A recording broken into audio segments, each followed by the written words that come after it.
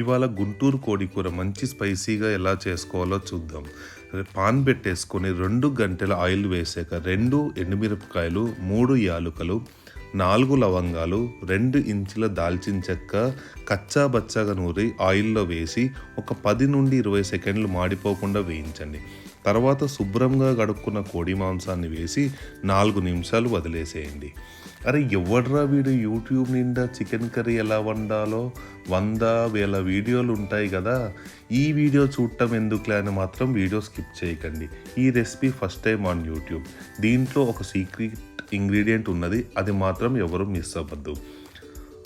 అలా మంచిగా వేయించుకున్న చికెన్ పైన 1 స్పూన్ పసుపు, 1.5 స్పూన్ కల్లుప్పు వేసి శుభ్రంగా చికెన్ కూరని పైనుంచి కింద వరకు కలియబెట్టండి. దాని తర్వాత పచ్చి కొబ్బరి గసగసాల పేస్ట్ చేసుకోండి.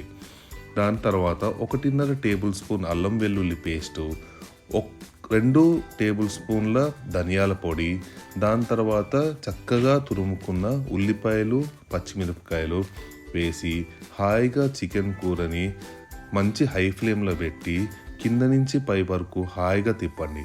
దానిపైన ఒక మంచి పండు టమాటో వేసి 2 స్పూన్ల ఎండుకారం వేసుకొని చక్కగా హై ఫ్లేమ్లో ఉన్న చికెన్ని అలానే తిప్పుకోండి. తర్వాత పైనుంచి కింద వరకు తిప్పిన తర్వాత దీనిపైన కొబ్బరి గసగసాలు మనం మెత్తగా నూరుకున్న పేస్ట్ వేయండి.